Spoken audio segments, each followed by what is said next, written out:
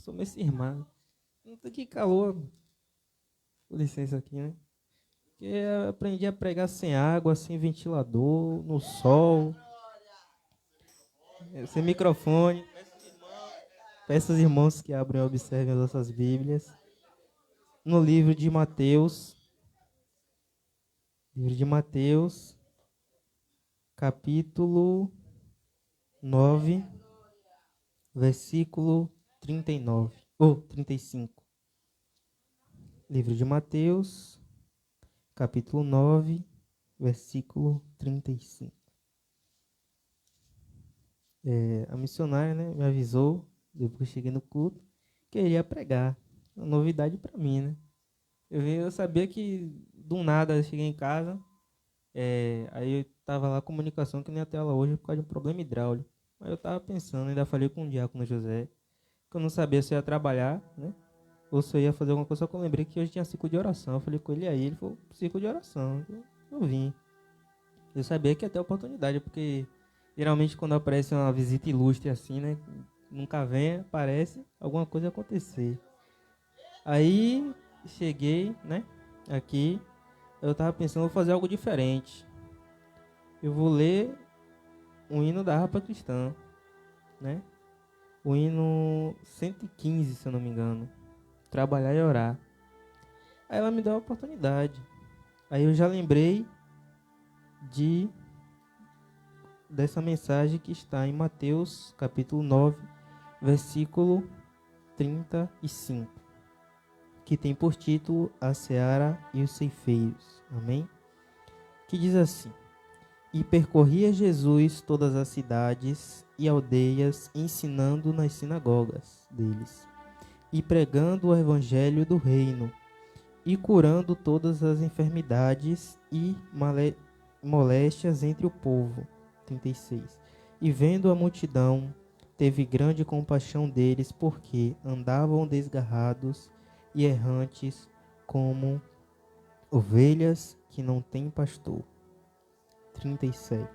Então disse aos seus discípulos: A seara é realmente grande, mas poucos são os ceifeiros. 38. Rogai, pois, ao Senhor da seara que mande ceifeiros para a sua seara. Amém? Podem se assentar.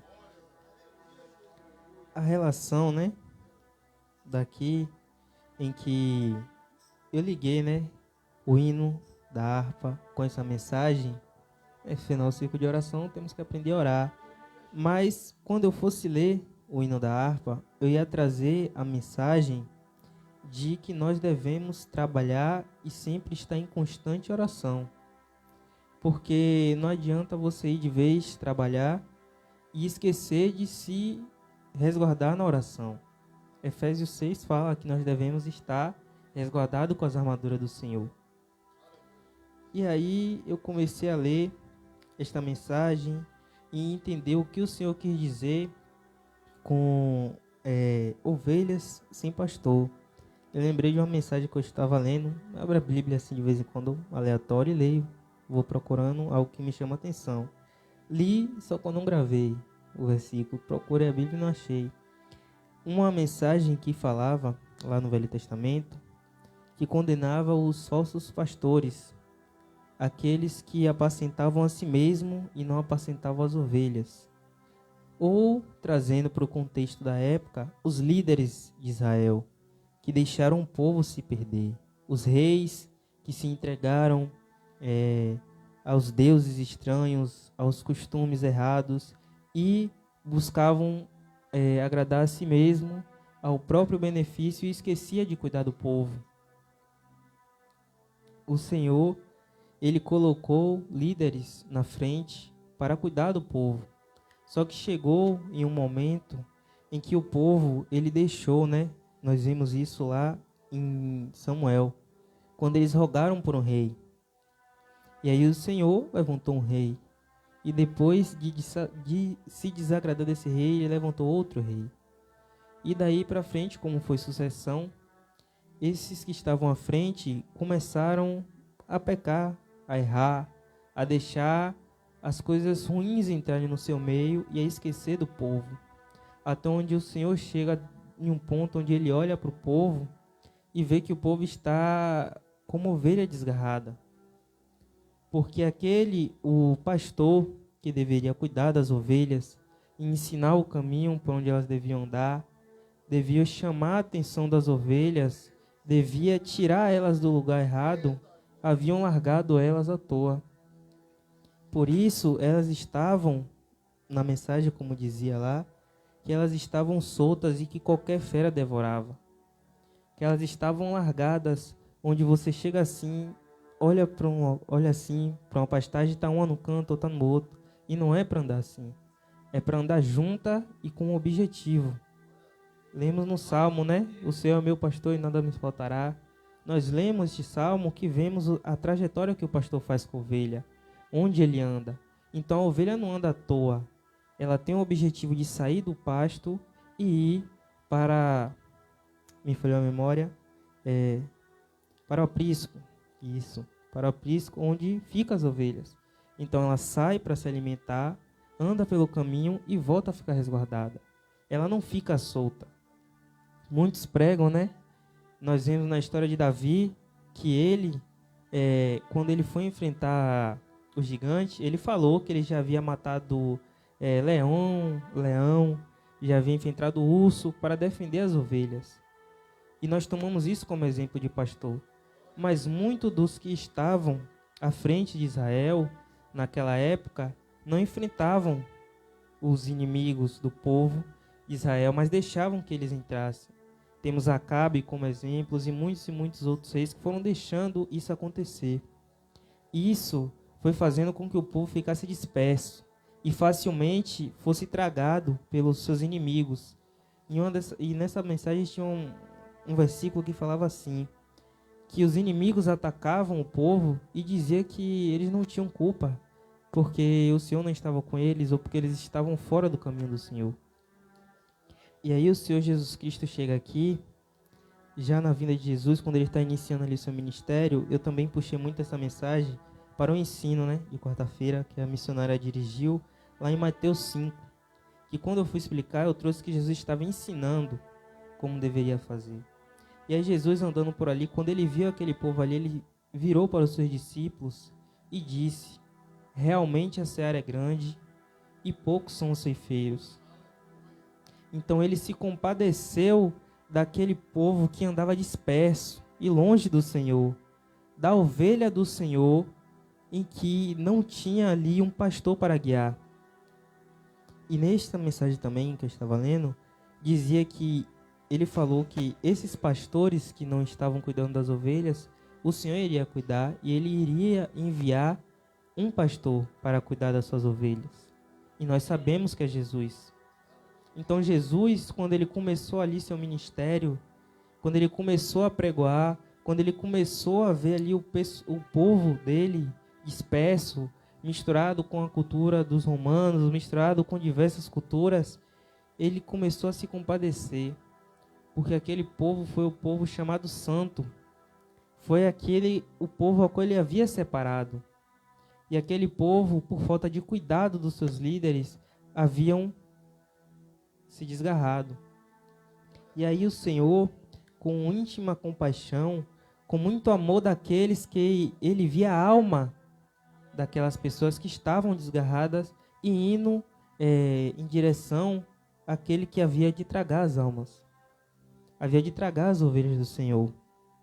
Ele vira para os seus discípulos e pede para que eles roguem ao Senhor para que venham mais ceifeiros, ou que venham mais pastores, ou que venham mais cuidadores das ovelhas do Senhor.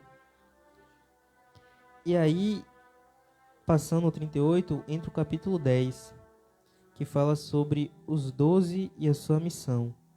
Mas também temos lá em Lucas 10 também falando sobre os 70, que é quando o Senhor ele separa os seus discípulos, ao qual ele já vinha vindo ensinando desde lá de Mateus 5, né, quando ele chamou Pedro, quando ele chamou André, quando ele chamou João, Tiago, foi chamando seu povo e foi ensinando, foi falando sobre as beatitudes, sobre os deveres dos servos do Senhor, sobre como eles devem se comportar, sobre o que eles haviam de enfrentar. Aí quando ele chega aqui, ele começa a preparar os ceifeiros. Mas olhe como Deus, ele trabalha e nos ensina. Foi o que eu tirei dessa mensagem. Ele falou para os próprios ceifeiros para orarem para que viessem mais ceifeiros. Então o Senhor chama a minha e a sua atenção para que, se nós estamos aqui, círculo de oração, quando nós formos orarmos, se nós temos planos de prosseguir na caminhada, que nós devemos orar pelo nosso ministério. Nós devemos pedir a Deus que Ele venha nos capacitar para aquilo que Ele quer, para a obra do Senhor.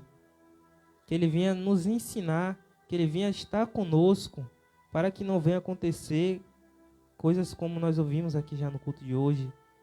Primeiro, para que nós venhamos continuar firmes e não baixar a cabeça diante das reclamações, das afrontas, porque tudo isso é para parar a obra do Senhor.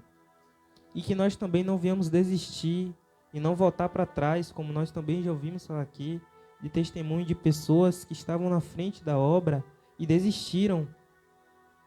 Então, assim como diz o hino, nós devemos trabalhar e orar na seara do Senhor. Então, eu faço uma parte da obra do Senhor e eu oro para que o Senhor envie mais ceifeiros para fazer as outras partes, a qual eu não posso fazer ainda, ou a qual eu ainda não estou apto a fazer. E eu oro ao Senhor para que me deixe apto a fazer.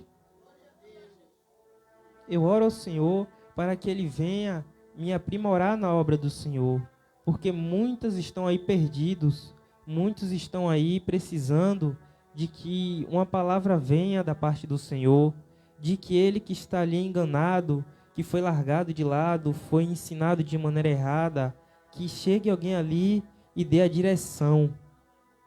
Porque é isso que um pastor faz. Ele chega ali diante da ovelha que está desgarrada, chama ela e traz ela de volta para o rebanho. Ele junta o rebanho, porque uma ovelha só é alvo fácil. Uma ovelha só é alvo fácil. Por isso que é o dever do pastor juntar as ovelhas e guiar elas do alimento em segurança até o aprisco, até o seu lar. Então essa é a função do pastor, de quem está aqui na terra servindo ao Senhor. É cuidar das ovelhas, trazer elas para aqui, para terem alimento, para terem segurança e levá-las em segurança aonde é o abrigo maior, é o céu. Cuidar das ovelhas do Pai. O Senhor, Ele fala, né, sobre a diferença do servo e do filho. Ele ensina. Então nós devemos cuidar da ovelha do Pai como se fosse nossa.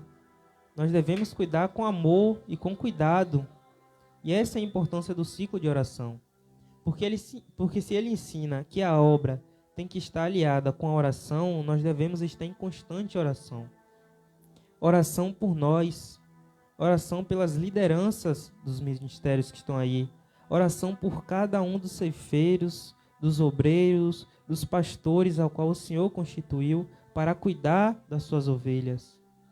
Nós devemos ter compaixão de toda e qualquer ovelha do Senhor que esteja desgarrada, porque o Senhor, quando Ele viu, Jesus Cristo, quando Ele viu as ovelhas do Senhor desgarradas, Ele mesmo teve compaixão e ficou triste, porque Ele sabia que chegaria um momento em que Ele iria para o Pai.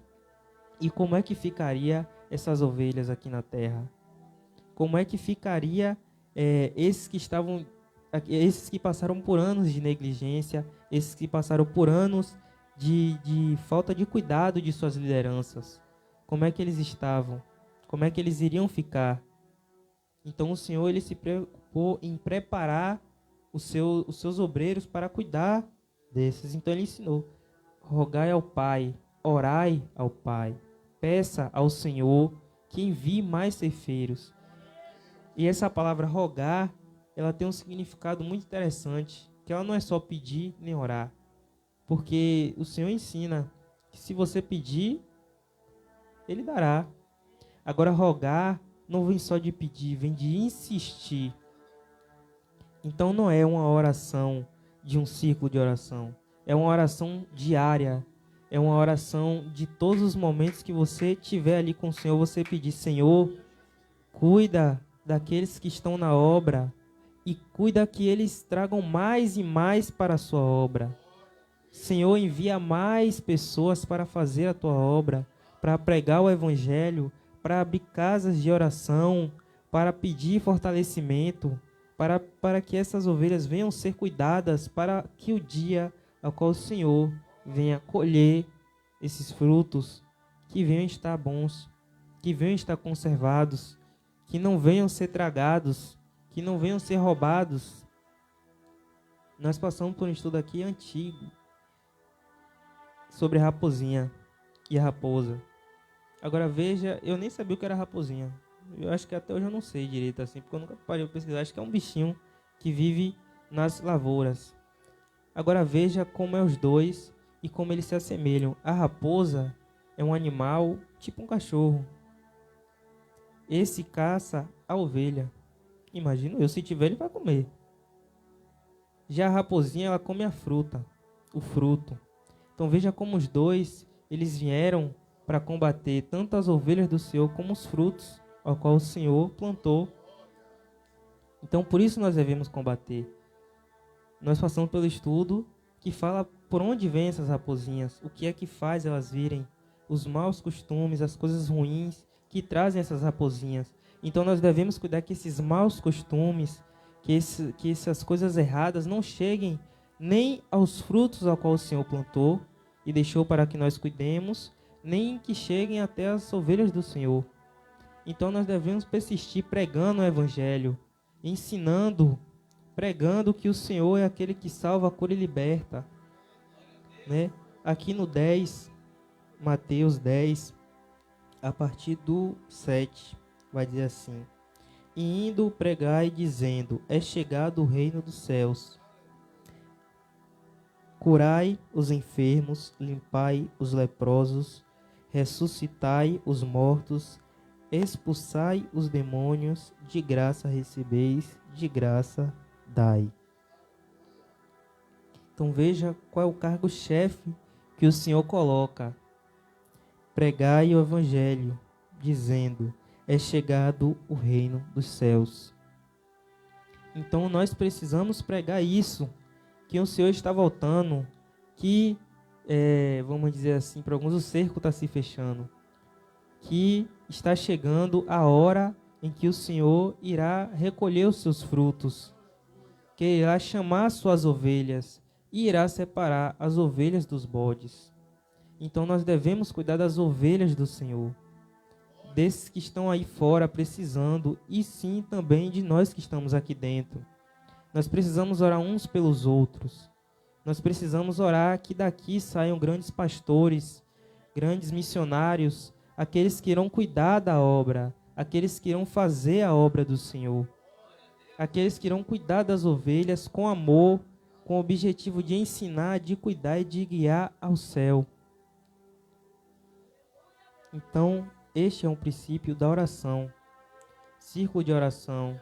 Eu ouvi falar, né, não sei exatamente qual dia, quando é que vai ser, mas que o círculo de oração deste ano já vai se encerrar. Próxima terça? Pronto. Acho que daqui até a próxima terça você pode começar a ir orando pelaqueles. Daqui até a próxima não, de hoje já, né?